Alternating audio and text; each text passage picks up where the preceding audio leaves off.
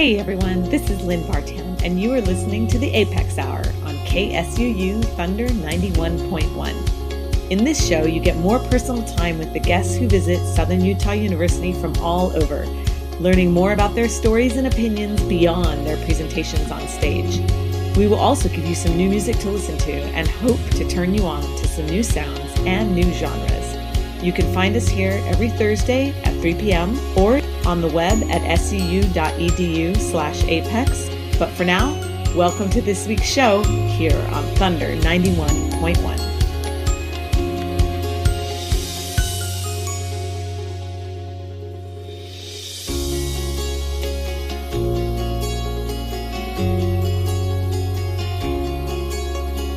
Okay, well, welcome everyone. This is such a pleasure because we are doing a show remotely and we have our guest zooming in. It's been another great day for Apex here on SU's campus, and you're listening, as you heard, to KSUU Thunder 91.1.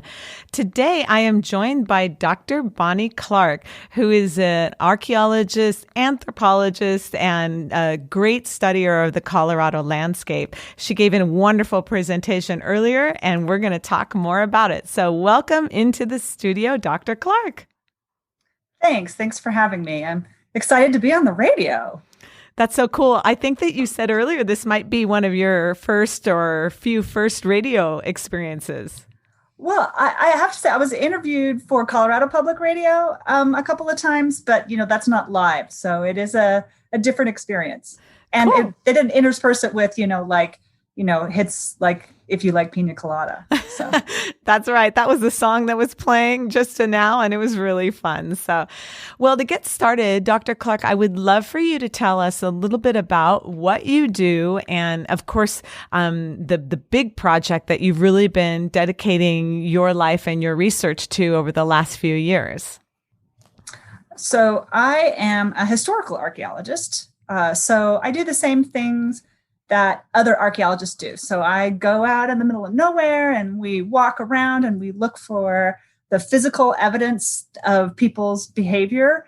And sometimes we might open up excavation units and dig through the dirt to find that. And sometimes we're looking up on cliff walls to look for rock art. So I do all the same things that other archaeologists do, but I do them for more recent time periods when we also have written records. And right now I've moved so far into the present that I'm working on a site where I have survivors. So I work at the site of the Japanese American incarceration camp in southeastern Colorado. And so I have the absolute privilege of being able to work with people who remember their time in that camp, as well as the descendants of people who were there. So that adds this whole new twist to archaeology and makes it a little closer to one of the other branches of anthropology, which is cultural anthropology or ethnography. Right. So how did you get in, not specifically to this project, but even to archaeology in general? I'm always curious. I mean, were you somebody who was kind of excavating in your backyard and digging around, or just was there some incident, or how did you get drawn as a young person to this work? I am in many ways a sort of accidental archaeologist. I mean, I think like a lot of people, I used to, my brother and I used to hide things for each other in the sandbox, and they would dig them up, and that was kind of fun. But I had a very kind of different path when I got my undergraduate degree at the University of Utah. And I kind of bounced around between a couple of different majors. And I just happened to sort of stumble on anthropology and really loved it. But I was kind of drawn more to the cultural anthropology side of things, although I did, take a couple of archaeology classes and I really enjoyed them. And then when I graduated in 1990, there was a big pipeline project that was passing actually the Kern River pipeline. It came very near Cedar. We spent some time living in Cedar with the crews. And so I started doing archaeology because I could get a job. I was being paid, and it was really in the doing of archaeology that I fell in love with it.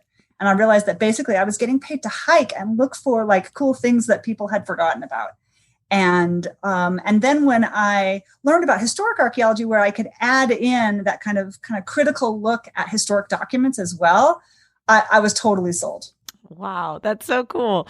Well, I was just so curious in hearing some of the talks. I mean, you have to do lots of sketches. You have to interact with people a lot socially. And I just wondered if you could kind of comment on the skill sets that maybe people don't think of, in terms of archaeological work. I mean, people think of, going and digging, but your work is filled with so much more. Of course that, but also you do a lot of drawing and you do a lot of social interactions. And I just wonder about some of those other skills, if you could kind of share the ones that you've learned along the way. Well, I will say I'm not much of an artist, but I have had to learn how to do scaled drawings, both doing maps and then artifact illustrations, just so that I can know what's on there. And actually I had a former student of mine who was working on a project, revisiting some sites that I had recorded back when I was working for Kern River. And she said, I looked down and I realized that you had drawn the map. And I said, was it ugly but accurate? And she said, yeah. I said, yeah, that's my maps. So, you don't have to be absolutely perfect at everything. And that's one of the reasons why we work in teams, because then we bring in and we draw from the expertise of other people. But really kind of, listening and actually learning to take a step back and really kind of listening in an active way. And, sort of that is really important. And so much of my work is kind of filled with these sort of like a lot of times field stories, things that happened at the time. And so one of the things that is a really important skill is that's, I think, important for every kind of active learning is that reflective piece. So that is that you document, but then you also sort of sit back and think, what did I just see? What does it mean? And so when I'm in the field, I always have my field journal with me, but I also, and so I jot things down during the day, but I sit down every night and I write down sort of what happened. And then at the end of the week, I do the same thing. I read through the whole week. And then I do a kind of reflective piece at the end of the week.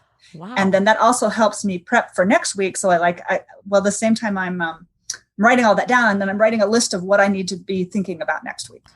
That's so cool. I never thought of that. Do you set aside a block of time? Like, is it kind of part of your schedule to sit down at the end of the week to do that? It is. And when I'm doing field work, I often do that if I'm with somebody else, if I've got like one of my crew chiefs who can drive, then I often do that on the drive. Oh. And then we're also kind of talking and processing on that too. So that's a really important kind of work time for us. Is that something that sort of writing, journaling, tracking, is that something that came natural to you? Is that something you kind of had to work into being able to do, or was it sort of a natural thing? Well, I've actually always been a journaler, but this is a different kind of journaling because, these journals actually, like, they're part of the record of the site. Right. And so I often tell my students, like, don't complain about the person sitting next to you who's digging, like in your field journal. I don't want to know about that. And the people in the future don't want to know about that.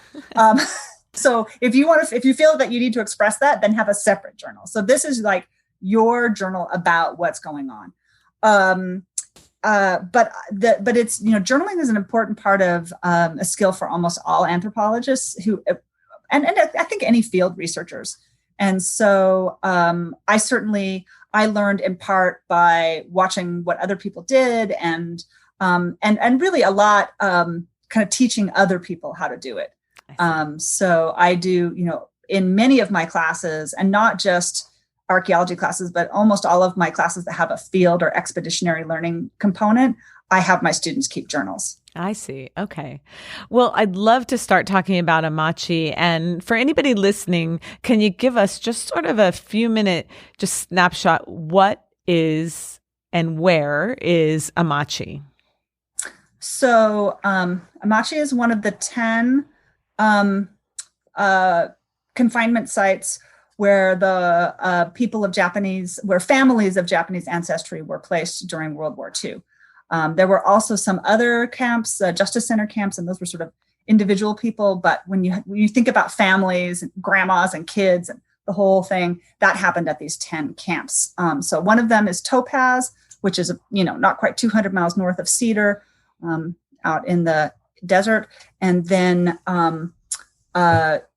Amache is also in the desert, but it's the high Colorado, high plains desert. So it's actually, I joked with my friends that if they need to drive to Kansas and then turn around, because it's really only about 12 miles from the Kansas border.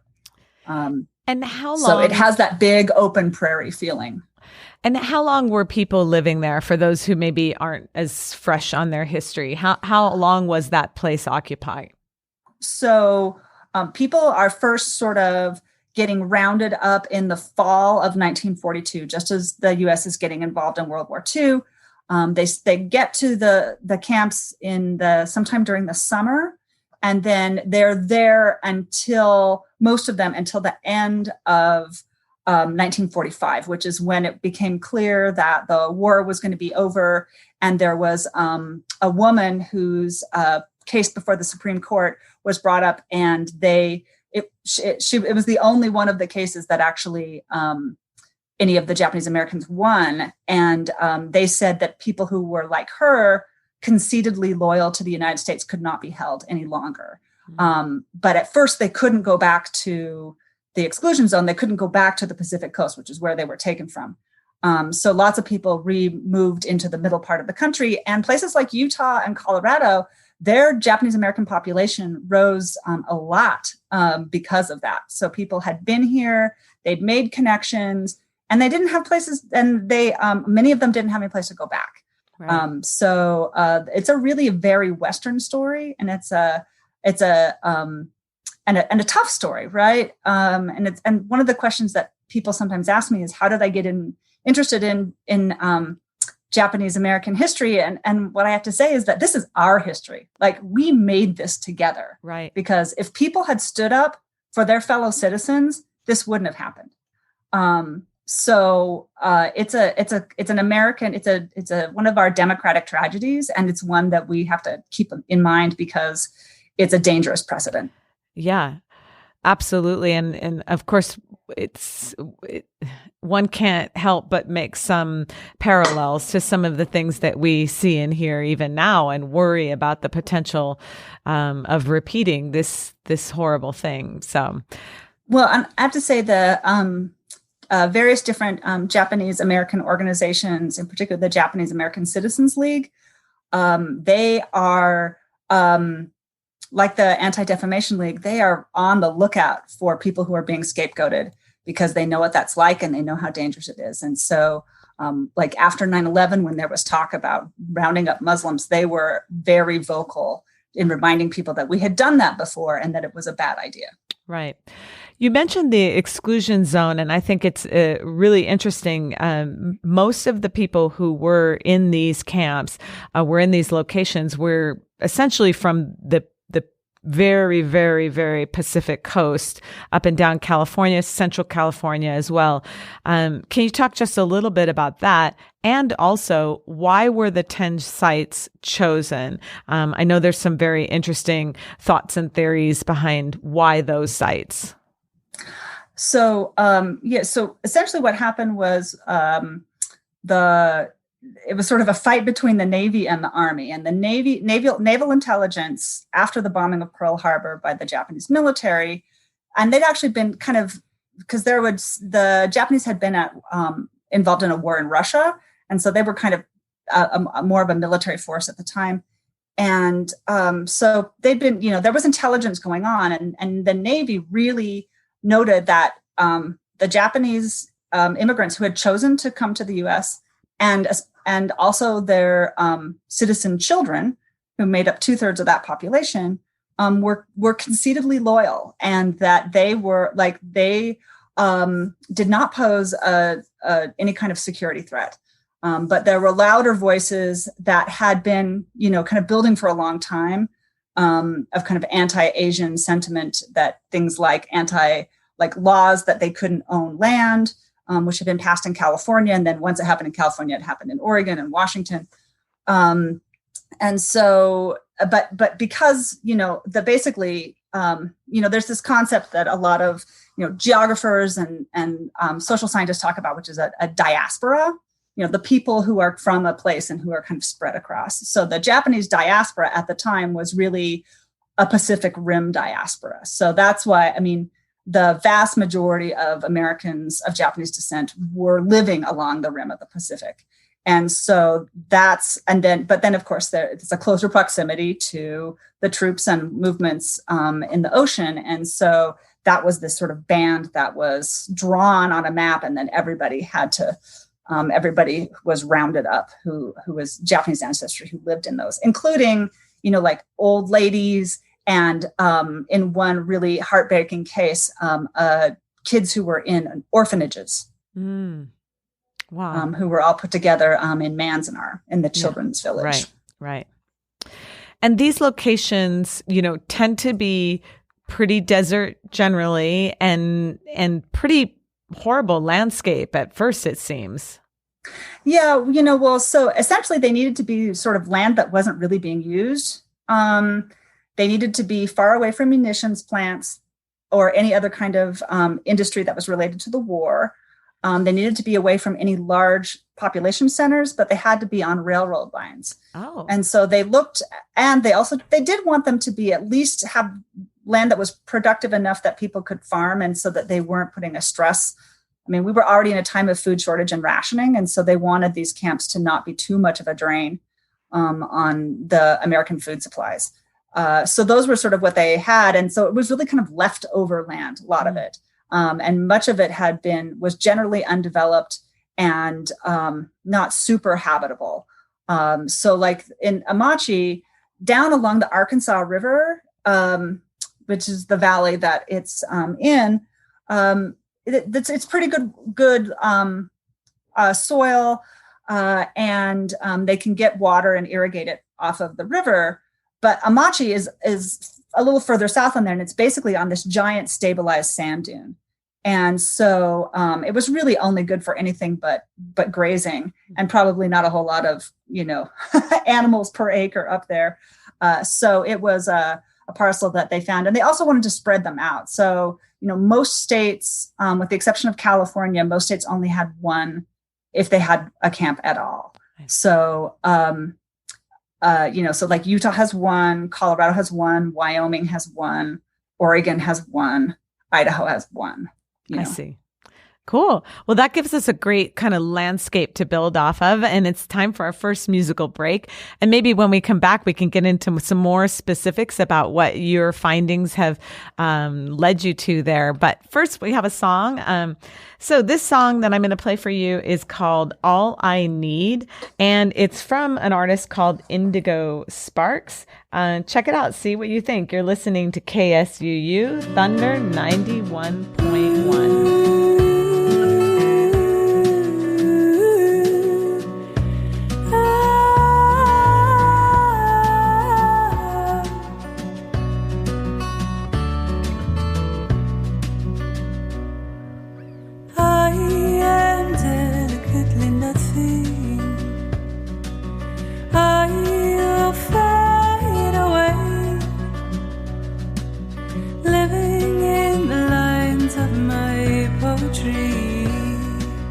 Everything I know will decay. All I need is a field. All I need is a space to run free. All I need is the ocean. All I need is a road in front of me.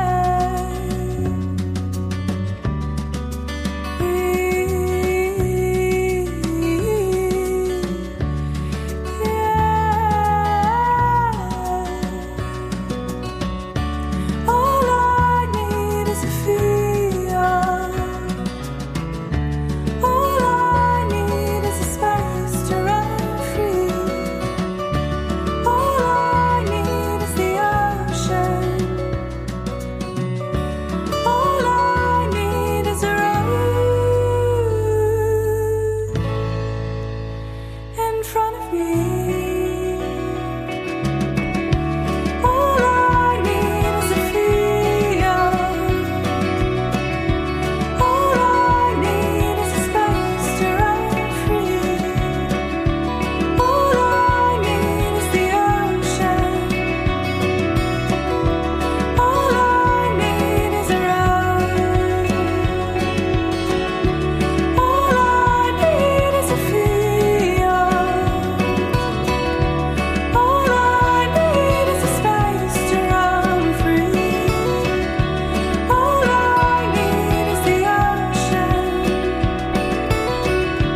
All I need is a road in front of me. All right. Well, welcome back, everyone. This is KSUU Thunder 91.1. My name is Lynn Vartan, and you are listening to the Apex Hour. I am joined by Dr. Bonnie Clark, who is an archaeologist and has done her work most recently at the Amache facility in Colorado. And we're going to talk a little bit more about how the occupants of that site living there transformed their world and how she has been able to find out about all of those stories through her work. So welcome back, Dr. Clark. Thank you. Thanks for having me. So I would love to know, I mean, I've been hearing a little bit, in the different class visits here and there, but you have just found some amazing things, with regards to the soil, and how these Japanese Americans, grew gardens, fruits and vegetables, but from this incredibly inhospitable landscape. So I'd love for you to talk a bit about your findings and particularly with regard to that, how those families really transformed that landscape and that soil. Well, and I will say it was kind of the gardens that really drew one of the main things that drew me to the site to begin with. When I had read a sort of report of some preliminary work that had been done out there, and I have always been interested in sort of landscape archaeology. So to think about sort of the way that people live in relationship to nature, and so the way that those kinds of feedbacks happen, and so. And I knew that 60% of Japanese Americans before World War II made their living growing things. So these are some people with some mad skills, and they had been actually growing in also not very hospitable places in California. They were often in kind of leftover land. And I knew that they'd done things like they were growing celery, and nobody had ever grown celery at a large scale in Colorado before. And so as we started to set out on the project, I wanted to keep an eye out for the ways that they were transforming the landscape. One of the main ways is through planting trees, because the area was entirely bulldozed. It's the high plains. Trees don't naturally grow up there. But there's thousands of trees up there. Wow. And so as we started to look at the trees, I would look at the tree and then I would see there's a little ring of rock around it. And I was like, oh, you know what? There's probably other things that are being planted, and that, it took us a while, but we kind of learned to recognize what these gardens look like. Because they're, a garden 70 years on doesn't always look like a garden, right? Mm-hmm. And so there's so many of them that are obvious. And I think that there's a lot more. I mean, we know there are probably thousands of gardens up there, and there's probably more. And so some that are really, we might have like one little rock that doesn't belong there on the surface. And then when we dig, it's like, oh, wow, look, there's this whole garden going on underneath it. Right. And when we do that, what we do is this really intensive garden archaeology approach where I tell my students all the time that the soil out there is an artifact. And what I mean by that is an artifact is something that is either made or modified by humans. So this is not the soil that was there when they showed up, because the soil that they were there was just sand. It had almost no nutrient value to it. It's not the kind of stuff that is good for growing anything. The water just runs all the way through. And so what our soil chemistry analysis tells us is that there's higher levels of all the kinds of nutrients that are good for growing soils. So there's higher nitrogen, there's higher phosphorus, there's higher organic carbon, there's higher calcium, there's higher iron. And And now, not all of them, but we see these numbers, and it's almost always, though, higher in these gardens than it is in outside areas. And then when we really look at, as both we're excavating very carefully, but also as we are processing the soil, and sometimes even just in the lab later on, what we've discovered are all these little soil amendments like crumbled up eggshell, which adds calcium and also helps to deter pests. We find little pieces of iron slag that we think come from the blacksmith shop. And I so I had a student, a graduate student, who was the one who first identified it. And she did some research, and concrete, which is what all the barracks were built out of, the barrack foundations. The barracks themselves were wooden structures, but the foundations were concrete. Concrete leaches iron out of the soil. Oh. So the people who put this iron slag back in knew, and particularly you want iron-rich soil if you're going to grow roses. And we've actually have a lot of rose pollen that we've recovered. And there is one still rose that is hanging on. Wow. That is still growing out at Amache. Oh my gosh, that's amazing. That's so cool. So they found ways to make it work. I mean, what a testament of resilience in that way. Yeah, absolutely. And I have to say, I had when I first started working on it, I had lots of collaborators from again, soil scientists who really kind of helped talk me through it. And one woman in particular, Erica Marin-Spiota, who is in the University of Madison, Wisconsin. And she looked at the pictures from the Amache Agricultural Fair. And she's like, there is no way those people could grow those kinds of crops and flowers and vegetables in this soil if it was not amended. Right, for sure. And one of the other things that I've been fascinated to learn about is you kind of learned like what was going on. I feel like you learned where the hot spots were, or maybe like there was a party zone kind of that it seemed that developed. I wonder if you could talk about that sort of that depiction that you unearthed. And that's just so fascinating to me to be looking in 2020 and have this image of this little evening party zone in this place. Well, and here's the thing is that I've also, I've done enough archaeology. I can tell you, I know where the party spots are, for like the last 10,000 years. That's awesome. And yeah, I mean, really, when people have parties, there's a bunch of stuff that happens and there's physical evidence of it. So we had in one block, it was actually the first garden that we ever excavated. It's in the public space of this block. So it's a garden that I've really realized had like probably two lives. It had like during the day, because one of the first artifacts that we found was this cute little plastic barrette, like a little girl's barrette. Oh. And we have pictures of families in this garden that we found later on, that somebody who found out we were interested in that garden actually sent us pictures from his scrapbook.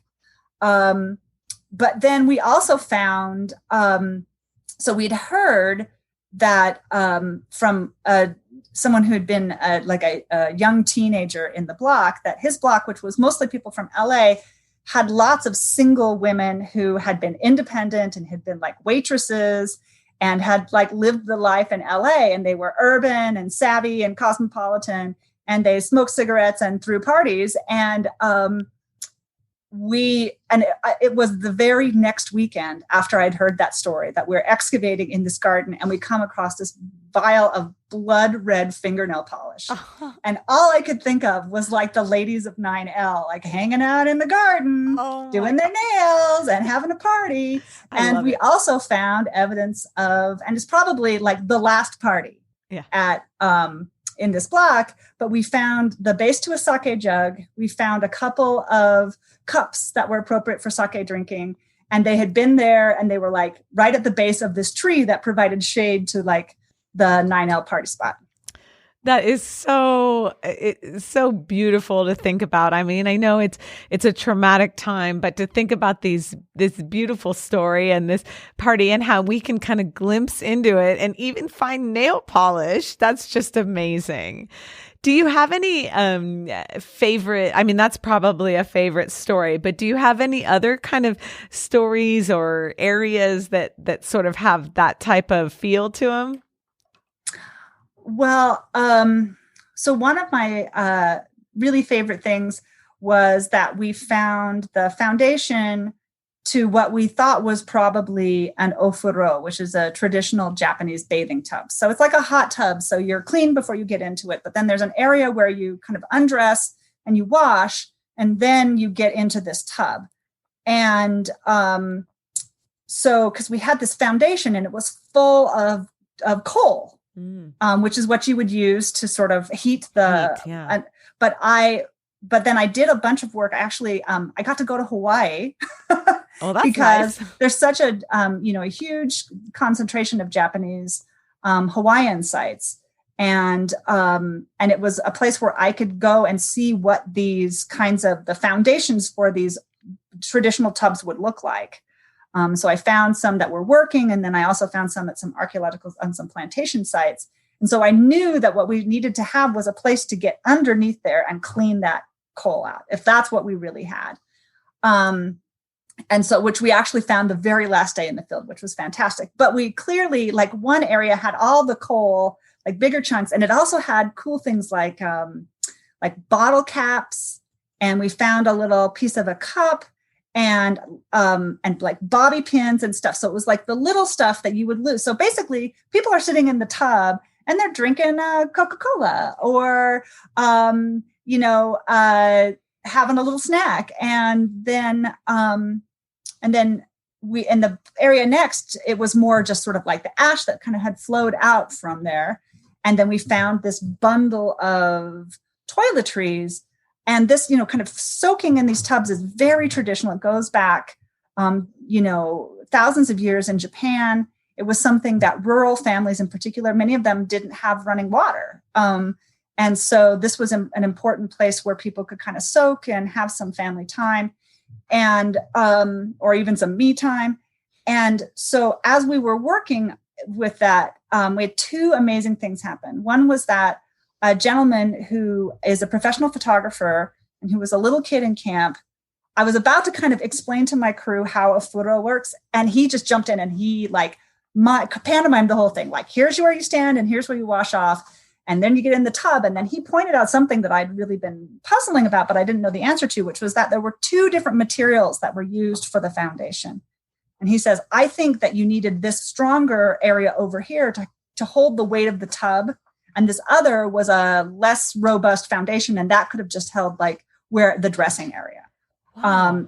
And that was totally how it turned out, because then when we dug, we found the toiletries in the area that he predicted. And we, found all the big chunks of the charcoal in the other. And then one night we sat down to talk about ofuros with, we had 4 volunteers that summer, 4 other volunteers who had been in camp as little kids. And one of them remembered being in a furo with her mother and her auntie, and that it was open to the air, and they sat there and they looked at the stars. Oh. And she said it was this really pleasant experience and a kind of bonding experience. And when she talked about that, it's like suddenly all the work that had gone into making that made sense to us. And it's also, there are not many moments that people look back on that were like really super pleasant moments in camp. Right. And we were able to help her kind of reclaim that. And she helped us confirm that, in fact, we should be finding those out at the site, because she remembers soaking in one of these tubs. Oh, beautiful. Well, thank you for that story. I'd love to get into the community aspect of it when we come back, but it's already time for our next musical moment. I have another song for you. This song is called Miriloi, and the artist is Christos Zotos, Zotos. Check it out. See what you think. You are listening to KSUU Thunder 91.1.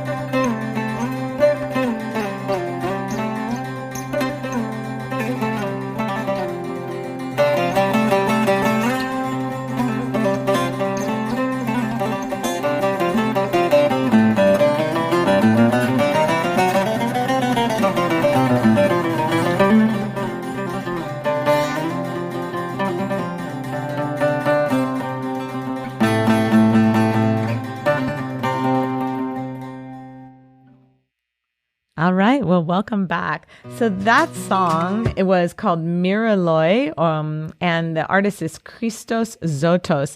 And just a reminder that if you're interested in any of the music that you hear on the Apex Hour, on our website, scu.edu/Apex,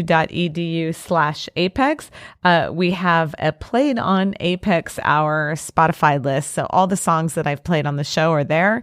And it's a open public playlist that you can subscribe to and check out all the new music. You can also find all of the information about our events there. So that's scu.edu/Apex. Welcome back into the studio, Dr. Bonnie Clark. Thanks. All right. Well, I want to talk about some of the community aspect. You talk about how this is kind of a new way of looking at archaeology. We think about archaeology as going way back in the past, but you're very much dealing with a living history, living, breathing history, and people who were there or had family members there, and that has kind of changed things for you. So I'd love for you to get into a little bit the community aspect and what that means for this project. I know your volunteers tend to be family members, and you really want people to come back to the place. And I wonder if you could just talk about all of that aspect of it. Well, I have to admit that, and this is where, starting a project like this by going out and talking to people about, why this place matters and what about it matters, made us, we connected to lots of people who cared about this place. And the gentleman that I was talking about earlier, Gary Ono, the photographer, he was volunteering at the Japanese American National Museum in Los Angeles. And I was there for a community meeting, and somebody told Gary that I was there, and he came and found me, and he said, I was at Amache as a little boy, and I'm a photographer. Can I come out and take pictures for you? Wow. And I was like, wow, that's amazing. And I was really kind of surprised. I mean, I didn't expect it really because, I'd been at these meetings where everybody was talking about how terrible camp was, right? It's hot and it's dry and it's windy and we knew that we'd been taken from our homes and it was hard and it was stressful, and I thought, why would anybody want to come back?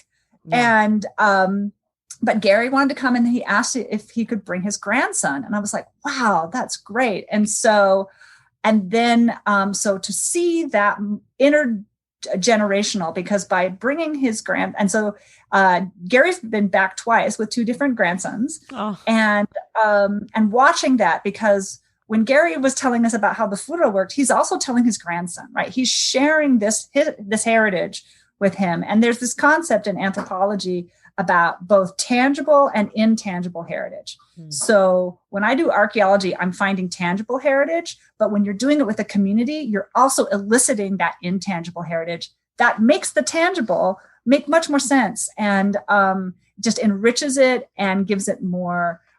We understand its significance and its use so much more.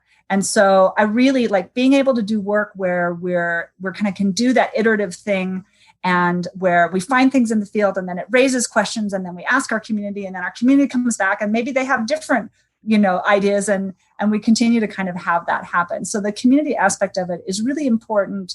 It's just been so valuable for us. And it's been valuable for our partners. And I think it's why they keep coming back, why they bring their kids, why they send their grandkids to come work with us.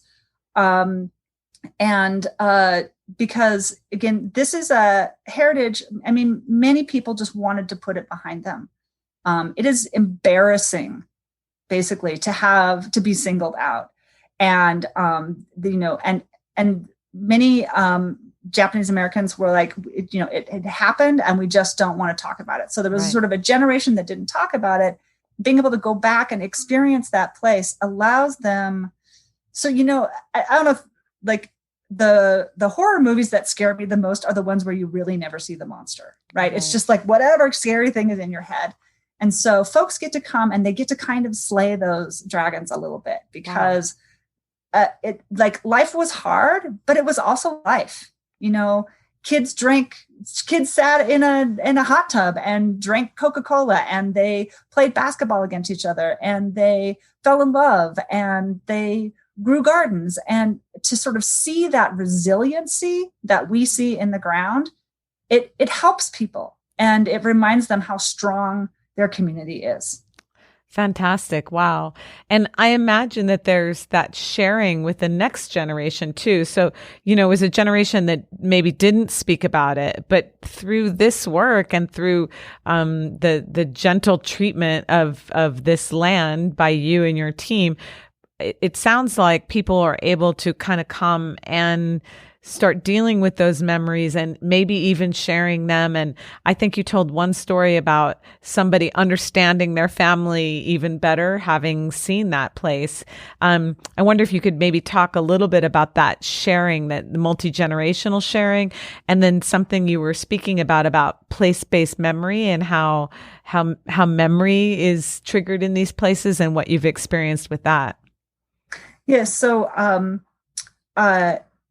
the memory that I shared about being in the ofuro, that one of our volunteers kind of being out there and we're talking about it. And it was really being out there that it came to her. And so I've done a little bit of research. And so essentially when something happens, the place that it happens is part of the frame for it in our brain. And if we don't ever get back to that place, it's sometimes hard to remember that thing. But when you're back there, these sort of memories can come flooding back in. And I've seen it happen time and time again. And it's really, really powerful. And so for people to sort of, this kind of shadowed, whispered past, for them to be out there and to say, yes, this happened. This is where my family was. It's this spot. And grandma planted that tree. And it was real. It happened. And so it's powerful for the people who were there, and it's powerful for the people who weren't there, but who are either maybe for the first time they're hearing their grandpa or grandpa talk about life in camp. And so I see a lot that when we get multiple generations out there, I see that sharing. Yeah. And the folks who were there or who heard stories of camp are sharing those with the younger generations. And then if those young folks are the volunteers or the interns that have been working for us, then they also have learned new things that then they get to share with their family, which is really cool. So they can talk about, say, like, here's this. So there's a sort of strategy game called Go. And we often find the little Go tokens. And so, I remember one of our volunteers, our high school volunteers, like showing this to her grandma, like, look, we found where Go happened. It was right under this shade tree. And tell me about your volunteer force. It's a lot of high school, college students, and particularly of Japanese American descent, with family, directly connected to this place. Is that? Yeah, so we have, and I have to say, it's been supported both through some states, through the grants through the History Colorado, the State Historical Fund, but also through individual donors from the Japanese American community who feel really strongly. So so some of our crew members are actually there. They are interns and they're being paid to be there. So we either pay them or we pay their tuition, and they can take it as a class. And so, and we have like at least one of those set aside every year, one for a local high school student who lives in the town of Grenada and goes to Grenada High. And then we have one that's earmarked for descendants of high schoolers who are descended from people who were at Amache. And the last few years, we've recruited even more folks. And then I've been able to go back to my community members and say, I would really like to be able to hire everybody. And I've been able to do that, which is great. Oh, wow. And so these students, they do really great work. They often, again, because they're there, then during our community open house day, when we invite members of the Amache community to come, then that's when we see their older relatives will come and join them. So we might have, and so these kids get to, again, share what they've learned with their family, and their family shares with them. And then, of course, there's lots of other people around too. And so that we've got those folks. And then I've got my college students, some of which come from my own university and others that come from universities all over the country. Then we've got graduate students who are doing their thesis work. I've got volunteers so I asked my volunteers to come for at least a week so that we can get them trained up. And so those volunteers are sometimes, second or third generation. And then we have volunteers who are, again, camp survivors. Wow. And we've just been lucky. We have these two ladies who have been with us for 5 field seasons. Wow. And, it's so fun to have them there. And one of the things that is great is that we get to learn about living tradition too, right? And one of the most fun things is that every year on the 4th of July, one of these ladies teaches all of my crew how to make Spam sushi. Oh. So we make just a massive amount of Spam sushi. Wow. And feed the whole crew. Wow. Oh my gosh. Well, and the work is ongoing, right? This is not a project that's complete. You are still going to be out there doing it, and you have a lot more to discover, it sounds like. We sure do. Cool. Well, as our time kind of comes to a close, it's zoomed by, and I would love to give you a chance to talk about your new book that's coming out. So I'd love for you to tell our audience a bit about it and where they can find it and the depth of it, because it really sounds like it can appeal to so many different interests. Oh, well, thank you. So the book is going to be, it's available for pre-order already. It's called Finding Solace in the Soil, an Archeology of Gardens and Gardeners at Amache. And it's the University Press of Colorado, which is actually associated with the Utah State University Press too. Right. So it is a book that draws together from these, kind of community memories and photos that people have shared with us of gardens. It brings in the archaeology, so that soil analysis that I talked about, but also, what we find from the pollen and what we find from the seeds of plants. And it brings in some of the history of Japanese gardens, going all the way back to sort of where did the first Japanese gardens come from, and to kind of think about their spiritual import. And then I've got a lot of archival data about, what people's professions were, and, how we can think about what is it different if you have a bunch of people who know how to grow plants in your block, as opposed to people who are all farmers. And so I bring in some of that information and kind of try to weave it all together into this story.